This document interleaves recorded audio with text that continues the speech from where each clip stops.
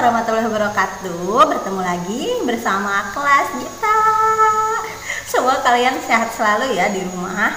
Nah, kali ini kita akan membahas tentang materi tema 7 untuk kelas 5. Materi kali ini dimulai dari subtema 1 tentang peristiwa kebangsaan masa penjajahan. Nah, materi kali ini pasti sangat menarik, jadi semoga kalian bisa mengikuti dengan baik ya.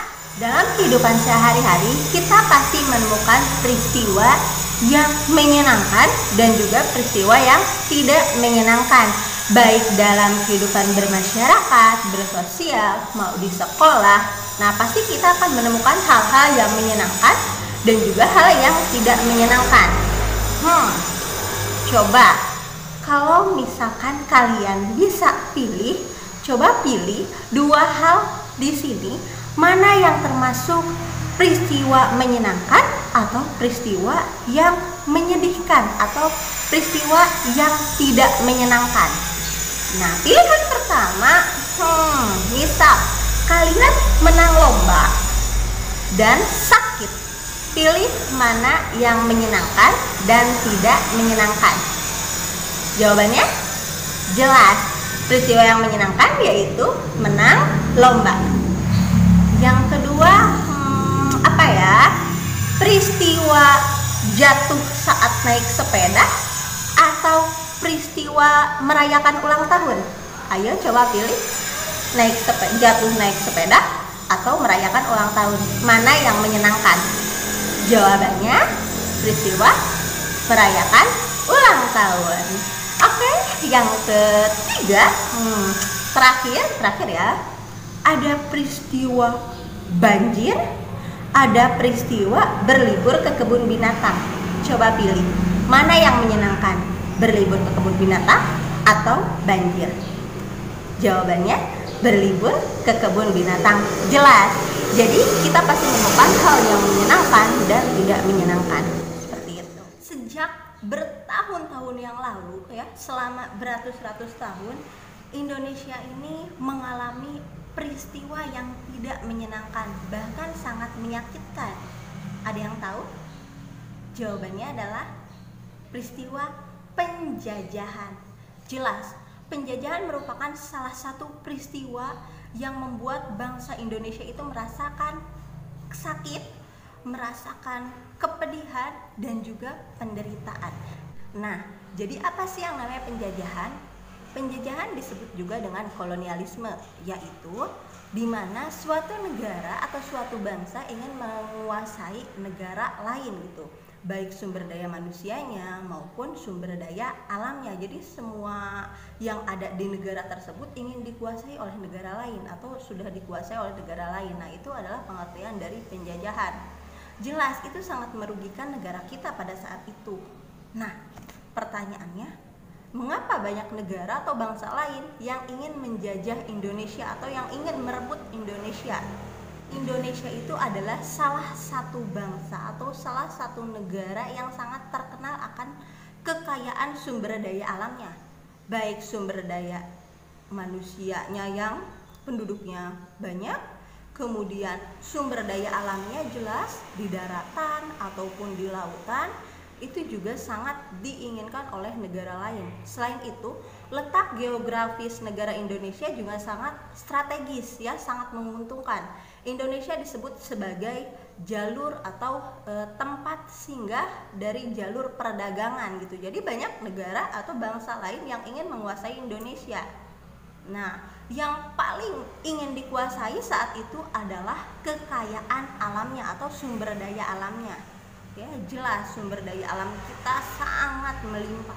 Di darat kita punya bermacam-macam tanaman, bermacam-macam spesies hewan ya. Kemudian di kita juga tadi di darat, di lautnya pun kekayaan alam kita sangat banyak gitu. Jadi sangat menarik perhatian dari bangsa lain. Nah, salah satunya yang menjadi perhatian dari bangsa lain saat itu adalah rempah-rempah.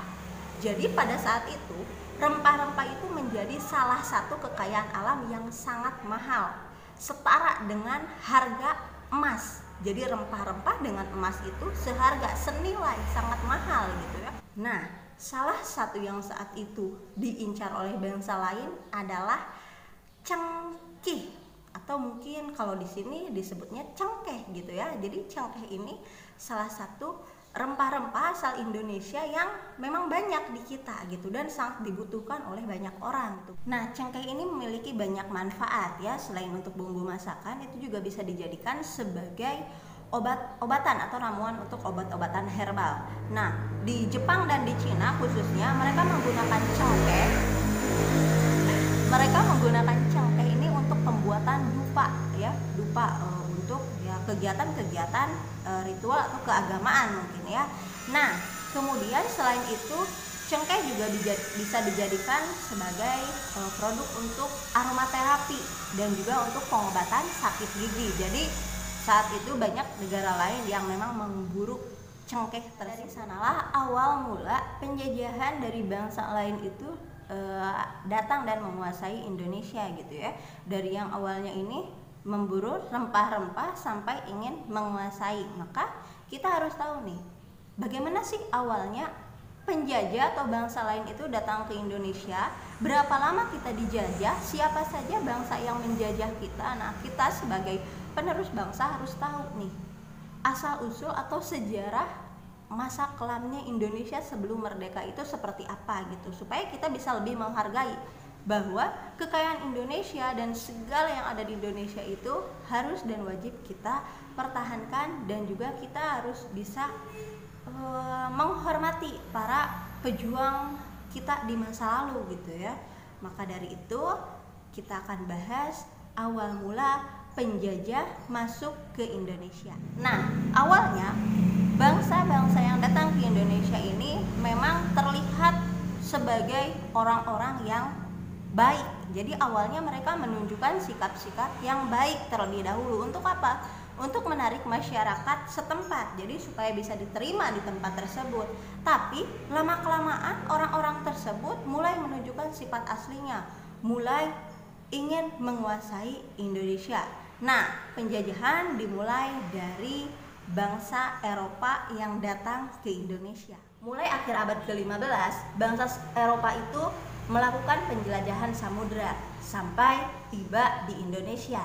Nah, bangsa yang pertama kali tiba di Indonesia adalah bangsa Portugis. Bangsa Portugis ini ya, mereka tiba pertama kali, kapalnya ini mereka tiba di Malaka pada tahun 1511. Nah, selanjutnya setelah bangsa Portugis ada juga bangsa Spanyol. Mereka mendaratkan kapalnya itu di Tidore, Maluku pada tahun 1521 dengan maksud dan tujuan yang sama. Setelah Spanyol ada juga bangsa Inggris dan Belanda yang mulai masuki Indonesia. Nah, kapal-kapal Belanda ini pertama kali mendarat itu di Pelabuhan Banten pada tahun 1596 dengan maksud dan tujuan yang sama pula, untuk menguasai wilayah Indonesia. Disitulah masa-masa penjajahan dan penderitaan dimulai untuk bangsa Indonesia pada saat itu. Setelah kita tahu nih asal mulanya atau awal-awal mulanya penjajahan di Indonesia, kita harus tahu faktor apa saja sih yang melatar belakangi keinginan mereka untuk menguasai Indonesia ya, selain tadi faktor ingin menguasai sumber daya alamnya. Jadi faktor-faktor yang melatar belakangi penjajahan itu adalah yang pertama, dia ada gold atau kekayaan. Kemudian ada juga glory. Glory ini sebutan untuk kekuasaan. Ada juga gospel. Nah, gospel ini adalah sebutan untuk penyebaran agama. Kemudian yang terakhir alasannya atau faktornya adalah perkembangan ilmu pengetahuan dan teknologi. Nah, dari keempat faktor ini maka kita mengetahui alasan dibalik penjajahan yang terjadi di Indonesia. Gold, glory, gospel, dan juga perkembangan ilmu pengetahuan. Seperti itu. Kita akan bahas satu persatu. Baik, kita mulai dari yang pertama, yaitu gold ya, atau kekayaan. Sudah dijelaskan di awal bahwa Indonesia merupakan salah satu negara yang kaya. Nah, bangsa-bangsa Eropa ya jelas ingin mengambil keuntungan dari negara kita gitu. ingin mengambil kekayaan dari negara kita, baik itu rempah-rempah, kekayaan alam ya, kemudian maupun kekayaan tambangnya juga jangan sampai dilupakan. Indonesia ini memiliki kekayaan tambang yang sangat melimpah. Emas ya salah satunya adalah salah satu kekayaan yang dimiliki oleh Indonesia gitu, yang ingin direbut oleh bangsa lain. Nah, itu penjelasan singkat dari gold atau kekayaan. Yang kedua, kita punya glory atau kekuasaan. Glory atau kekuasaan.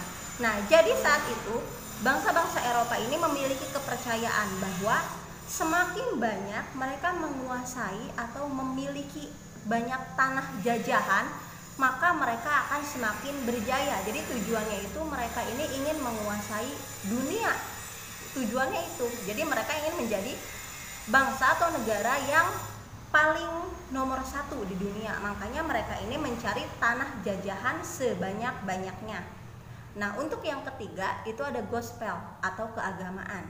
Nah, keagamaan ini atau gospel ini adalah salah satu misi khusus yang dipelopori oleh Portugis saat itu. Jadi mereka ingin menyebarkan agama yang mereka anut di Indonesia seperti itu. Jadi menurut mereka ini adalah tugas suci gitu, tugas suci yang diberikan kepada mereka. Jadi misi khususnya itu. Nah, gospel.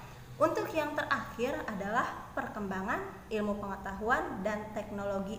Jelas dari zaman dahulu kala sampai zaman sekarang, yang namanya ilmu pengetahuan dan teknologi adalah salah satu hal yang sangat penting gitu ya untuk perkembangan zaman umat manusia gitu, untuk perkembangan umat manusia itu sendiri.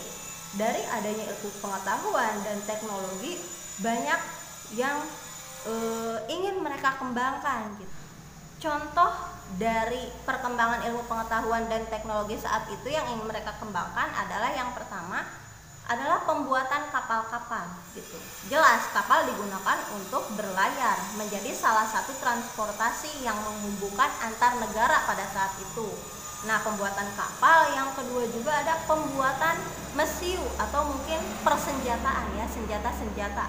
Kalau misalkan ingin menguasai suatu negara, maka ya jelas mereka membutuhkan senjata. Nah, hal kedua itu adalah mesiu atau persenjataan.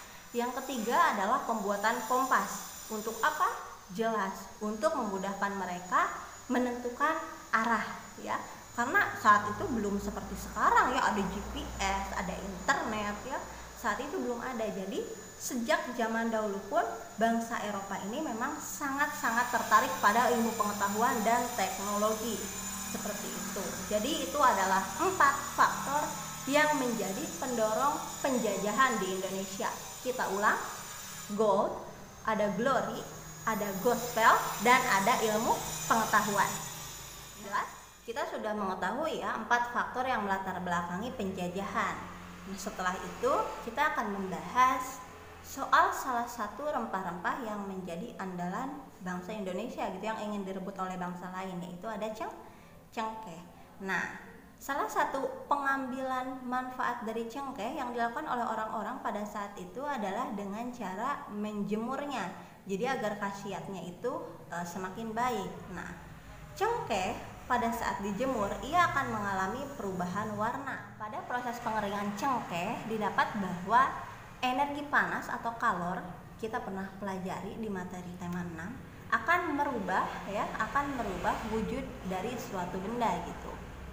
Coba sekarang amati benda-benda di sekitar kalian. Banyak kan benda, contoh di belakang ini ada papan tulis, kemudian ini ada pakaian, ada jam tangan mungkin. Nah, ini juga benda-benda kan. Nah, pernahkah kalian mengamati wujud benda tersebut? Wujudnya. Jadi benda atau benda-benda di sekitar kita ini tergolong menjadi 3 ya. Pertama, ada benda yang berbentuk padat, ada benda yang berbentuk cair, ada juga yang berbentuk gas. Nah, materi selanjutnya kita akan membahas tentang sifat-sifat dari benda.